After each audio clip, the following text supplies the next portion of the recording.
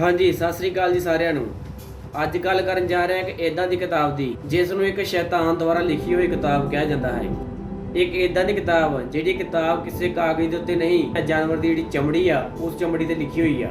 ਤੇ ਇਹ ਇੱਕ ਇਦਾਂ ਦੀ ਕਿਤਾਬ ਆ ਜਿਹੜੀ 800 ਸਾਲ ਬਾਅਦ ਵੀ ਇੱਕ ਜਿਹੜੀ ਸਵਾਲ ਬਣੀ ਪਈ ਆ। ਤੇ ਇਹ ਇੱਕ ਇਹੋ ਜਿਹੀ ਕਿਤਾਬ ਆ ਜਿਹਦੇ ਕੋਲ ਵੀ ਗਈ ਆ ਉਹਨੂੰ ਬਰਬਾਦ ਕਰਕੇ ਰੱਖ ਦਿੱਤਾ ਹੈ। ਤੇ ਸਭ ਤੋਂ ਜਿਹੜੀ ਅਨੋਖੀ ਤੇ ਸਭ ਤੋਂ ਜਿਹੜੀ ਮਸ਼ਹੂਰ ਗੱਲ ਇਹ ਆ कि ਜਿਹੜੀ ਇਹ ਕਿਤਾਬ ਹੈ, ਇਸ ਕਿਤਾਬ ਨੂੰ ਸਿਰਫ ਇੱਕ ਰਾਤ ਦੇ ਵਿੱਚ ਲਿਖਿਆ ਗਿਆ ਸੀ। ਮੈਂ ਤੁਹਾਡੇ ਨਾਲ ਕੋਈ ਮਜ਼ਾਕ ਨਹੀਂ ਕਰ ਰਿਹਾ, ਬਲਕਿ ਜਿਹੜੀ ਇਹ ਕਿਤਾਬ ਆ ਇਹ ਦੁਨੀਆ ਦੇ ਉੱਤੇ ਅਜੇ ਵੀ ਮੌਜੂਦ ਆ। ਕਈ ਵਾਰ ਤਾਂ ਇਸ ਕਿਤਾਬ ਨੂੰ ਦੁਨੀਆ ਦਾ 8ਵਾਂ ਅਜੂਬਾ ਵੀ ਕਿਹਾ ਗਿਆ ਆ। ਤੇ ਕਈ ਬਹੁਤ ਹੀ ਮਸ਼ਹੂਰ ਸਾਇੰਟਿਸਟ ਇਸ ਕਿਤਾਬ ਦੇ ਉੱਤੇ ਜਿਹੜੀ ਉਹ ਖੋਜ ਕਰ ਚੁੱਕੇ ਹਨ। ਤੇ ਉਹਨਾਂ ਵਿਗਿਆਨੀਆਂ ਨੇ ਇਹਦੇ ਤੇ ਕੀ ਖੋਜ ਕੀਤੀ ਤੇ ਇਸ ਬਾਰੇ ਕੀ ਕਿਹਾ ਉਹ ਤੁਹਾਨੂੰ ਮੈਂ ਅੱਗੇ ਇਸ ਵੀਡੀਓ ਦੇ ਵਿੱਚ ਦੱਸਾਂਗਾ। ਪਰ ਉਸ ਤੋਂ ਪਹਿਲਾਂ ਇਹ ਜਾਣਦੇ ਹਾਂ ਕਿ ਇਹ ਕਿਤਾਬ ਦੇ ਵਿੱਚ ਹੈ ਕੀ। ਤੁਸੀਂ ਸਾਰੇ ਜਾਣਿਆਂ ਨੇ ਬਾਈਬਲ ਬਾਰੇ ਤਾਂ ਸੁਣਿਆ ਹੀ ਹੋਣਾ ਆ, ਜੋ ਕਿ ਈਸਾਈ ਧਰਮ ਦਾ ਇੱਕ ਪਵਿੱਤਰ ਗ੍ਰੰਥ ਆ। ਪਰ ਜਿਹੜੀ ਇਹ ਕਿਤਾਬ ਆ, ਇਸ ਕਿਤਾਬ ਦਾ ਨਾਮ ਹੈ ਦ ਡੈਵਲ ਬਾਈਬਲ, ਜਾਣੀ ਕਿ ਇੱਕ ਸ਼ੈਤਾਨ ਦੀ ਕਿਤਾਬ। ਇਸ ਕਿਤਾਬ ਦੇ ਵਿੱਚ 310 ਪੰਨੇ ਆ, ਜਿਹੜੀ ਕਿ ਇੱਕ ਜਾਨਵਰ ਦੀ ਖੱਲ ਦੇ ਦੁਆਰਾ ਬਣਾਏ ਗਏ ਹਨ। ਤੇ ਇਸ ਨੂੰ ਬਣਾਉਣ ਦੇ ਵਿੱਚ 310 ਗਧਿਆਂ ਦੀ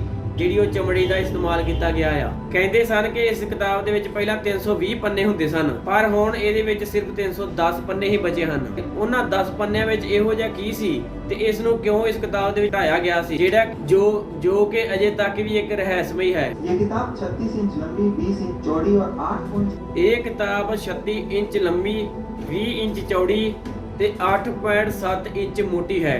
ਤੇ ਇਸ ਕਿਤਾਬ ਦਾ ਜਿਹੜਾ ਕੁੱਲ ਵਜ਼ਨ 175 ਕਿਲੋ ਹੈ। ਤੇ ਹੁਣ ਸਵਾਲ ਇਹ ਹੁੰਦਾ ਹੈ ਕਿ ਜੇ ਇਹ ਕਿਤਾਬ ਇੱਕ ਸ਼ੈਤਾਨ ਦੀ ਕਿਤਾਬ ਹੈ ਤਾਂ ਇਸ ਨੂੰ ਕਿਉਂ ਲਿਖਿਆ ਗਿਆ ਹੈ, ਕਦੋਂ ਲਿਖੀ ਗਈ ਤੇ ਕਿਸ ਨੇ ਲਿਖੀ ਆ, ਤੇ ਆਖਿਰ ਇਹ ਕਿਤਾਬ ਦਾ ਜਨਮ ਹੋਇਆ ਕਿਉਂ। ਤੇ ਇਸ ਕਿਤਾਬ ਦੇ ਲਿਖੇ ਜਾਣ ਦੀ ਕਹਾਣੀ ਇਹ ਹੈ, ਜੋ ਕਿ 800 ਸਾਲ ਪਹਿਲਾਂ 13ਵੀਂ ਸਦੀ ਦੀ ਸ਼ੁਰੂਆਤ ਵਿੱਚ ਇੱਕ ਸੰਨਿਆਸੀ ਹੋਇਆ ਕਰਦਾ ਸੀ ਜਿਸ ਦਾ ਨਾਮ ਸੀ ਹਰਮਨ। ਤੇ ਉਹ ਇੱਕ ਪੋਟਲਾ ਜਿਕ ਦੇ ਮੱਠ ਦੇ ਵਿੱਚ ਰਿਹਾ ਕਰਦਾ ਸੀ। ਉਹ ਦੌਰ ਰਾਜਾ ਮਹਾਰਾਜਾ ਵਾਲਾ ਸੀ ਤੇ ਇਹ ਜਿਹੜਾ ਮੱਠ ਆ ਬੋਹੇਮੀਆ ਸਾਮਰਾਜ ਦੇ ਵਿੱਚ ਆਉਂਦਾ ਸੀ। ਖੈਰ ਅੱਜ ਇਹ ਸਾਮਰਾਜ ਜਿਹੜਾ ਉਹ ਨਹੀਂ ਰਿਹਾ, ਪਰ ਹੁਣ ਇਹ ਜਗ੍ਹਾ ਇੱਕ ਚੈੱਕ ਰਿਪਬਲਿਕ ਦੇਸ਼ ਦੇ ਵਿੱਚ ਪਾਈ ਜਾਂਦੀ ਹੈ।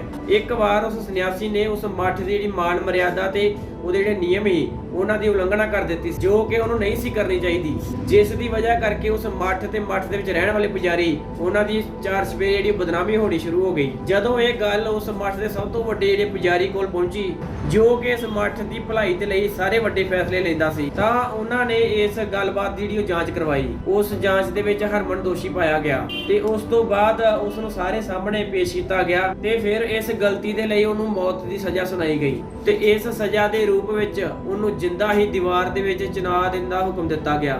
ਹਰਮਨ ਨੂੰ ਜਦੋਂ ਇਹ ਸਜ਼ਾ ਮਿਲੀ ਤਾਂ ਤੇ ਆਪਣੀ ਗਲਤੀ ਦੀ ਉਹ ਮਾਫੀ ਮੰਗਣ ਲੱਗ ਪਿਆ, ਪਰ ਉਸ ਦੀ ਇੱਕ ਵੀ ਗੱਲ ਜਿਹੜੀ ਉਹ ਨਹੀਂ ਸੁਣੀ ਗਈ। ਫਿਰ ਉਹਨੇ ਆਪਣੀ ਜਾਨ ਬਚਾਉਣ ਦੇ ਲਈ ਉਹ ਜਿਹੜਾ ਮੁੱਖ ਪੁਜਾਰੀ ਸੀ ਉਹਨੂੰ ਇੱਕ ਨਾਮੁਮਕਿਨ ਜਿਹੜੀ ਹੋਣ ਵਾਲੀ ਉਹ ਗੱਲ ਕਹੀ। ਤਾਂ ਉਹਨੇ ਕਿਹਾ ਕਿ ਮੈਨੂੰ ਜਿਹੜੀ ਆਪਣੀ ਇੱਕ ਗਲਤੀ ਦਾ ਅਹਿਸਾਸ ਹੈ, ਪਰ ਜੇ ਉਹਨੂੰ ਆਪਣੀ ਇਹ ਗਲਤੀ ਸੁਧਾਰਨ ਦਾ ਇੱਕ ਮੌਕਾ ਦਿੱਤਾ ਜਾਵੇ ਤਾਂ ਉਹ ਇੱਕ ਇਹੋ ਜਿਹੀ ਕਿਤਾਬ ਲਿਖੂਗਾ ਜਿਹੜੀ ਕਿ ਪੂਰੀ ਦੁਨੀਆ ਦੇ ਵਿੱਚ ਕਿਸੇ ਨੇ ਨਹੀਂ ਲਿਖੀ, ਜਿਹੜੀ ਕਿ ਪੂਰੀ ਦੁਨੀਆ ਵਿੱਚ ਕਿਸੇ ਦੁਆਰਾ ਨਹੀਂ ਲਿਖੀ ਗਈ। ਉਸਨੇ ਕਿਹਾ ਕਿ ਇਹ ਜਿਹੜੀ ਕਿਤਾਬ ਆ ਪੂਰੀ ਮਾਨਵ ਜਾਤੀ ਦੀ ਉਹ ਭਲਾਈ ਕਰੂਗੀ, ਤਾਂ ਇਸ ਜਿਹੜੀ ਮੱਠ ਦੀ ਮਾਨ ਮਰਿਆਦਾ ਆ ਉਹਨੂੰ ਵੀ ਹੋਰ ਜ਼ਿਆਦਾ ਕਾਇਮ ਕਰੂਗੀ। ਤੇ ਇਸ ਜਿਹੜੀ ਕਿਤਾਬ ਨੂੰ ਲਿਖਣ ਦਾ ਜਿਹੜਾ ਕੰਮ ਆ ਉਹ ਪੂਰੀ ਇੱਕ ਰਾਤ ਦੇ ਵਿੱਚ ਜਿਹੜਾ ਉਹ ਕਰ ਲਵੇਗਾ। ਕਿ ਇਹ ਬੰਦਾ ਹੁਣ ਕੀ ਬੋਲ ਰਿਹਾ ਆ, ਜਿਹੜਾ ਕਿ ਬਿਲਕੁਲ ਵੀ ਕਰਨਾ ਨਾਮੁਮਕਿਨ ਆ। ਤੇ ਫਿਰ ਸਾਰਿਆਂ ਦੇ ਨਾਲ ਸਲਾਹ ਮਸ਼ਵਰਾ ਕਰਨ ਤੋਂ ਬਾਅਦ ਉਹ ਜਿਹੜਾ ਮੱਠ ਦਾ ਪੁਜਾਰੀ ਸੀ ਉਹਨੇ ਫਿਰ ਹਰਮਨ ਨੂੰ ਉਹ ਇਜਾਜ਼ਤ ਦੇ ਦਿੱਤੀ। ਪੁਜਾਰੀ ਨੇ ਕਿਹਾ ਵੀ ਜੇ ਤੂੰ ਇਹ ਕਿਤਾਬ ਸਾਰੀ ਇੱਕ ਰਾਤ ਦੇ ਵਿੱਚ ਲਿਖ ਲੇਗਾ ਤਾਂ ਤੇਰੀ ਜਿਹੜੀ ਸਜ਼ਾ ਮਾਫ ਕਰ ਦਿੱਤੀ ਜਾਵੇਗੀ। ਉਸ ਮੱਠ ਦਾ ਜਿਹੜਾ ਮੁੱਖ ਪੁਜਾਰੀ ਸੀ ਉਸਨੇ ਕਿਹਾ ਕਿ ਅਸੀਂ ਤੈਨੂੰ ਇਹ ਮੌਕਾ ਦਿੰਨੇ ਆ,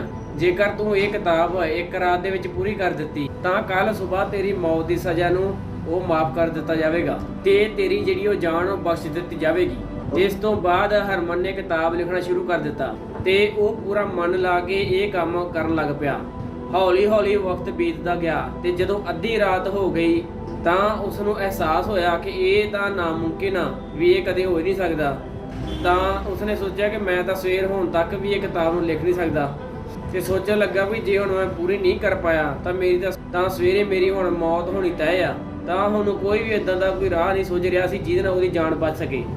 ਉਹਦੇ ਕੋਲ ਸਿਰਫ ਦੋ ਹੀ ਰਾਹ ਸਨ, ਜਾਂ ਤਾਂ ਹੁਣ ਇਹ ਕਿਤਾਬ ਲਿਖ ਲਵੇ ਸਵੇਰ ਹੁੰਦਿਆਂ ਤੱਕ ਤੇ ਜਿਹਦੇ ਨਾਲ ਉਹ ਸਜ਼ਾ ਤੋਂ ਬਚ ਜਾਵੇਗਾ, ਤੇ ਜਾਂ ਫਿਰ ਸਵੇਰੇ ਮੌਤ ਲਈ ਤਿਆਰ ਰਵੇ। ਇਹੋ ਸੋਚ ਵਿਚਾਰ ਕਰਦੇ ਕਰਦੇ ਉਹਦਾ ਕੁਝ ਸਮਾਂ ਹੋਰ ਬੀਤ ਗਿਆ ਤੇ ਹੁਣ ਉਹਦੇ ਕੋਲ ਬਹੁਤ ਹੀ ਘੱਟ ਸਮਾਂ ਬਚਿਆ ਸੀ। ਤੇ ਉਸ ਤੋਂ ਬਾਅਦ ਉਹਨੇ ਇੱਕ ਇਦਾਂ ਦਾ ਕੰਮ ਕੀਤਾ ਤੇ ਸ਼ਾਇਦ ਉਹ ਜੇ ਇਹ ਕੰਮ ਨਾ ਕਰਦਾ ਤਾਂ ਇਹ ਕਿਤਾਬ ਦਾ ਜਿਹੜਾ ਜਨਮ ਨਹੀਂ ਸੀ ਹੋਣਾ। ਆਮ ਤੌਰ ਤੇ ਜਦੋਂ ਕੋਈ ਇਨਸਾਨ ਮੁਸੀਬਤ ਦੇ ਵਿੱਚ ਹੁੰਦਾ ਹੈ ਤਾਂ ਉਹ ਪਰਮਾਤਮਾ ਅੱਗੇ ਜਾਂ ਈਸ਼ਵਰ ਅੱਗੇ ਜਾਂ ਕਿਤੇ ਆਪਣੇ ਅੱਲਾ ਅੱਗੇ ਅਰਦਾਸ ਬੇਨਤੀ ਕਰਦਾ ਹੈ, ਪਰ ਉਹਨੇ ਭਗਵਾਨ ਈਸ਼ਵਰ ਅੱਲਾ ਇਹਨਾਂ ਨੂੰ ਛੱਡ ਕੇ ਸ਼ੈਤਾਨ ਦਾ ਜਿਹੜਾ ਦੇਵਤਾ ਸੀ ਲੂਸੀਫਰ ਉਹਨੂੰ ਯਾਦ ਕੀਤਾ ਤੇ ਅੱਧੀ ਰਾਤ ਤੋਂ ਬਾਅਦ ਉਹਨੇ ਇੱਕ ਵਿਸ਼ੇਸ਼ ਤਰ੍ਹਾਂ ਦੀ ਜਿਹੜੀ ਪੂਜਾ ਸ਼ੁਰੂ ਕਰ ਦਿੱਤੀ। ਇਸ ਪੂਜਾ ਦੇ ਵਿੱਚ ਉਹਨੇ ਸ਼ੈਤਾਨ ਦਾ ਜਿਹੜਾ ਦੇਵਤਾ ਸੀ ਲੂਸੀਫਰ ਉਹਨੂੰ ਯਾਦ ਕੀਤਾ। ਇਹ ਪੂਜਾ ਕਰਕੇ ਉਹਨੇ ਸ਼ੈਤਾਨ ਦਾ ਜਿਹੜਾ ਦੇਵਤਾ ਸੀ ਲੂਸੀਫਰ ਉਹਨੂੰ ਆਪਦੇ ਕੋਲ ਸੱਦਿਆ ਤੇ ਜਿਹੜਾ ਸ਼ੈਤਾਨ ਸੀ ਉਹ ਤੁਰੰਤ ਉਹਦੇ ਸਾਹਮਣੇ ਆ ਗਿਆ।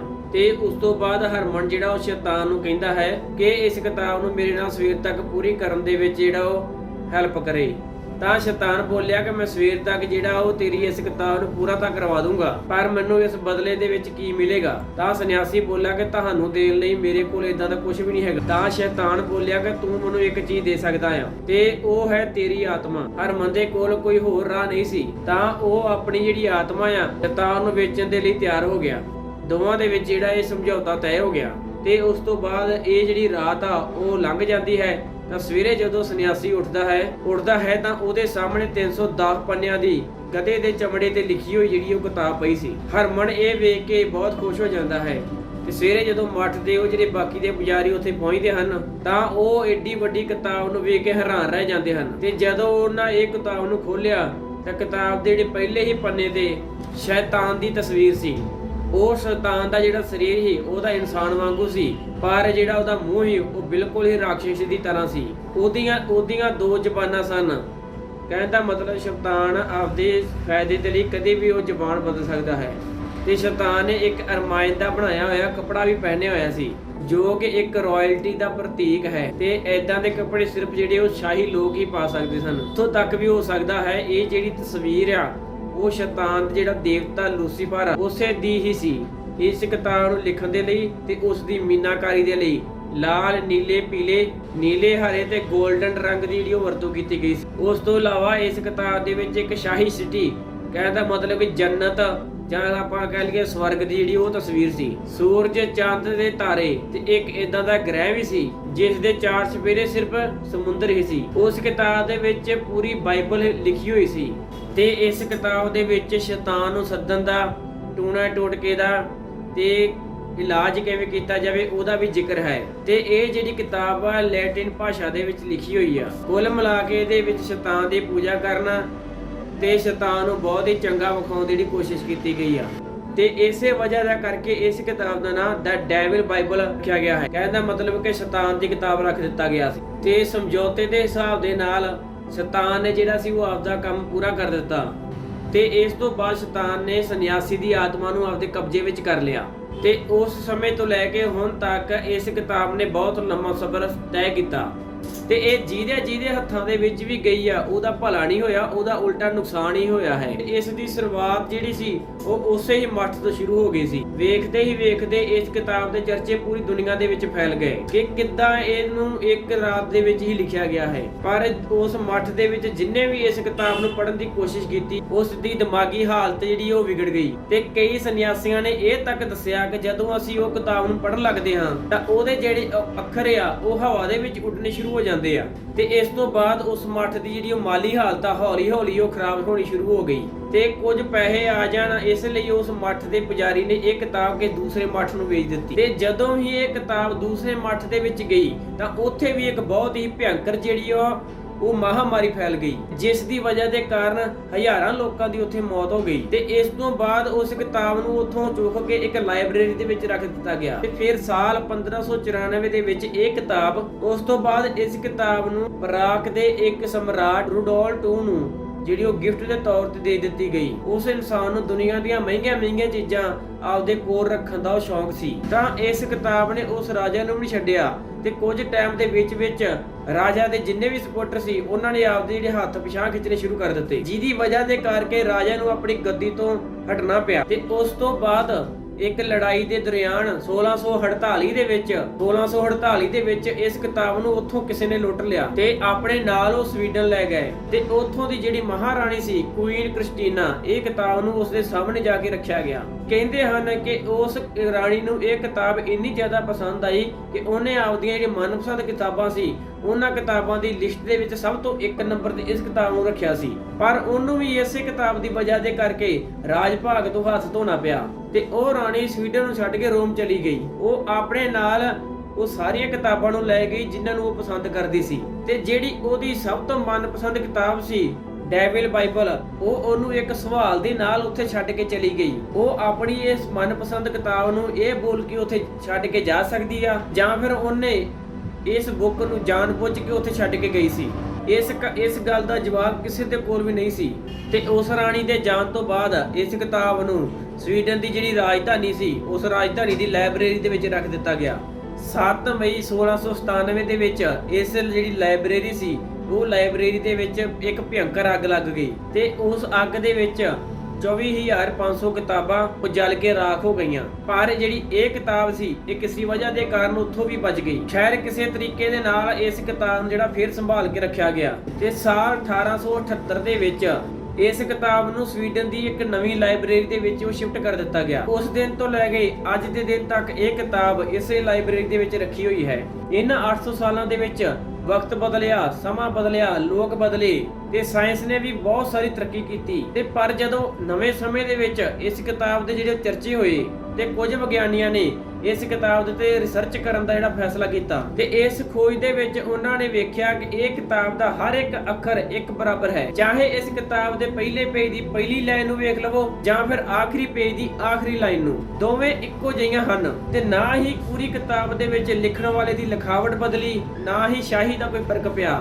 ਤੇ ਇਸ ਪੂਰੀ ਕਿਤਾਬ ਨੂੰ ਇੱਕ ਸ਼ਾਹੀ ਦੇ ਨਾਲ ਲਿਖਿਆ ਗਿਆ ਹੈ ਤੇ ਇਸ ਪੂਰੀ ਕਿਤਾਬ ਦੇ ਵਿੱਚ ਇੱਕ ਵੀ ਗਲਤੀ ਨਹੀਂ ਹੋਈ ਹੈ। ਇਸ ਕਿਤਾਬ ਦੇ ਵਿੱਚ ਕੁਝ ਇਦਾਂ ਦੀਆਂ ਚੀਜ਼ਾਂ ਵੀ ਲਿਖੀਆਂ ਹੋਈਆਂ ਹਨ ਜਿਹੜੀਆਂ ਕਿ ਕਦੀ ਕਿਸੇ ਹੋਰ ਕਿਤਾਬ ਦੇ ਵਿੱਚ ਨਹੀਂ ਪਾਈਆਂ ਗਈਆਂ। ਇਸੇ ਵਜ੍ਹਾ ਕਰਕੇ ਵਿਗਿਆਨੀਆਂ ਨੇ ਇਹ ਮੰਨਿਆ ਹੈ ਕਿ ਇਹ ਕੋਈ ਕਿਤਾਬ ਕੋਈ ਮਾਮੂਲੀ ਕਿਤਾਬ ਨਹੀਂ ਹੈ। ਜਦੋਂ ਪੂਰੀ ਕਿਤਾਬ ਦੇ ਵਿੱਚ ਇੱਕ ਹੀ ਸ਼ਾਹੀ ਤੇ ਇੱਕ ਹੀ ਲਿਖਾਈ ਦੀ ਜਿਹੜੀ ਵਰਤੋਂ ਕੀਤੀ ਗਈ ਆ ਤੇ ਕਹਿ ਸਕਦੇ ਆ ਕਿ ਇਹ ਜਿਹੜੀ ਕਿਤਾਬ ਆ ਇਹ ਇੱਕ ਹੀ ਇਨਸਾਨ ਦੁਆਰਾ ਲਿਖੀ ਹੋਈ ਆ। ਪਰ ਜਦੋਂ ਹੋਰ ਜ਼ਿਆਦਾ ਸਟੱਡੀ ਕੀਤੀ ਗਈ ਤਾਂ ਪਤਾ ਲੱਗਾ ਕਿ ਪਰ ਵਿਗਿਆਨੀਆਂ ਨੇ ਦੱਸਿਆ ਕਿ ਅੱਜ ਦੇ ਸਮੇਂ ਦੇ ਵਿੱਚ ਜੇਕਰ ਕੋਈ ਇੱਕ ਹੀ ਇਨਸਾਨ ਇਸ ਕਿਤਾਬ ਨੂੰ ਲਿਖਣ ਬੈਠ ਜਾਵੇ ਤਾਂ ਪੂਰੇ 35 ਸਾਲ ਲੱਗਣਗੇ ਉਸ ਨੂੰ ਇਦਾਂ ਦੀ ਇੱਕ ਕਿਤਾਬ ਲਿਖਣ ਦੇ ਵਿੱਚ। ਪਰ ਜੇਕਰ ਮੰਨ ਵੀ ਲਿਆ ਜਾਵੇ ਕਿ 25-30 ਸਾਲਾਂ ਦੇ ਵਿੱਚ ਕਿ ਜੇਕਰ ਕਿਸੇ ਇੱਕ ਹੀ ਇਨਸਾਨ ਨੇ ਇਸ ਕਿਤਾਬ ਨੂੰ ਲਿਖਿਆ ਆ, ਪਰ ਉਮਰ ਦੇ ਨਾਲ ਨਾਲ ਉਸ ਇਨਸਾਨ ਦੀ ਹੈਂਡ ਰਾਈਟਿੰਗ ਜਾਂ ਸ਼ਾਹੀ ਦੇ ਵਿੱਚ ਤਾਂ ਫਰਕ ਜ਼ਰੂਰ ਪੈਣਾ ਚਾਹੀਦਾ ਸੀ। ਤੇ ਦੂਸਰਾ, ਜੇਕਰ ਕਿਸੇ ਬਹੁਤ ਸਾਰੇ ਲੋਕਾਂ ਨੇ ਰਲ ਕੇ ਇੱਕੇ ਸਮੇਂ ਦੇ ਵਿੱਚ ਇਸ ਕਿਤਾਬ ਨੂੰ ਲਿਖਿਆ ਸੀ, ਕਿਤੇ ਨਾ ਕਿਤੇ ਕੋਈ ਨਾ ਕੋਈ ਬਦਲਾਅ ਤਾਂ ਜ਼ਰੂਰ ਹੋਣਾ ਚਾਹੀਦਾ ਸੀ। ਪਰ ਐਕਸਪਰਟ ਦੇ ਹਿਸਾਬ ਦੇ ਨਾਲ ਇਸ ਪੂਰੀ ਕਿਤਾਬ ਦੇ ਵਿੱਚ ਸਾਰੇ ਅੱਖਰ ਇੱਕ ਸਮਾਨ ਹਨ। ਹਾਲਾਂਕਿ ਜਿਹੜੇ ਵਿਗਿਆਨੀ ਆ ਉਹ ਸ਼ੈਤਾਨ ਵਰਗੀ ਕਿਸੇ ਵੀ ਚੀਜ਼ ਤੇ ਜਿਹੜਾ ਵਿਸ਼ਵਾਸ ਨਹੀਂ ਕਰਦੇ, ਪਰ ਉਹਨਾਂ ਨੇ ਵੀ ਮੰਨਿਆ ਹੈ ਕਿ ਇਹ ਜਿਹੜੀ ਕਿਤਾਬ ਉਹ ਕਿਸੇ ਇੱਕ ਇਨਸਾਨ ਦੁਆਰਾ ਹੀ ਲਿਖੀ ਗਈ ਹੈ, ਪਰ ਉਹ ਪੋਸੀਬਲ ਹੀ ਨਹੀਂ ਹੈ। ਕੀ ਇਹ ਕਿਤਾਬ ਬਾਰੇ ਜਿਹੜੀ ਕਹਾਣੀ ਹੈ ਉਹ ਸੱਚ ਹੈ? ਕੀ ਇਸ ਕਿਤਾਬ ਨੂੰ ਇੱਕ ਸ਼ੈਤਾਨ ਨੇ ਆਪਦੇ ਹੱਥਾਂ ਦੇ ਨਾਲ ਇੱਕ ਰਾਤ ਦੇ ਵਿੱਚ ਹੀ ਲਿਖਿਆ ਹੈ? ਕਿਉਂਕਿ ਇੱਕ ਆਮ ਇਨਸਾਨ ਦੇ ਲਈ ਇਦਾਂ ਕਰਨਾ ਮੁਸ਼ਕਲ ਹੈ। ਇਸ ਗੱਲ ਨੂੰ ਇਸ ਗੱਲ ਕਰਕੇ ਵੀ ਨਕਾਰਿਆ ਨਹੀਂ ਜਾ ਸਕਦਾ ਤੇ ਮਨ ਘੜਤ ਵੀ ਨਹੀਂ ਕਿਹਾ ਜਾ ਸਕਦਾ, ਕਿਉਂਕਿ ਜਿਹੜੀ ਇਹ ਕਿਤਾਬ ਅੱਜ ਵੀ ਸਵੀਡਨ ਦੀ ਇੱਕ ਨੈਸ਼ਨਲ ਲਾਇਬ੍ਰੇਰੀ ਦੇ ਵਿੱਚ ਮਹਿਫੂਜ਼ ਰੱਖੀ ਹੋਈ ਹੈ ਤੇ ਅੱਜ ਵੀ ਇਹ ਲੋਕਾਂ ਦੇ ਵੇਖਣ ਦੇ ਲਈ ਜਿਹੜੀ ਉਹ ਉੱਥੇ ਮੌਜੂਦ ਹੈ। ਜੇਕਰ ਤੁਹਾਨੂੰ ਸਵੀਡਨ ਜਾਣ ਦਾ ਮੌਕਾ ਮਿਲੇ ਤਾਂ ਤੁਸੀਂ ਵੀ ਜ਼ਰੂਰ ਉਸ ਲਾਇਬ੍ਰੇਰੀ ਦੇ ਵਿੱਚ ਜਾਇਓ ਤੇ ਉਸ ਕਿਤਾਬ ਨੂੰ ਦੇਖ ਕੇ ਆਇਓ। ਇਹ ਸੀ ਕਹਾਣੀ ਦੁਨੀਆ ਦੀ ਸਭ ਤੋਂ ਖਤਰਨਾਕ ਕਿਤਾਬ ਦੀ। ਤੁਹਾਨੂੰ ਸਾਡੀ ਵੀਡੀਓ ਕਿੱਦਾਂ ਦੀ ਲੱਗੀ ਕਮੈਂਟਾਂ 'ਚ ਜ਼ਰੂਰ ਦੱਸਿਓ ਤੇ ਆਪਦੇ ਯਾਰਾਂ ਦੋਸਤਾਂ ਦੇ ਨਾਲ ਇਸ ਵੀਡੀਓ ਨੂੰ ਜ਼ਰੂਰ ਸਾਂਝੀ ਕਰਿਓ। ਧੰਨਵਾਦ।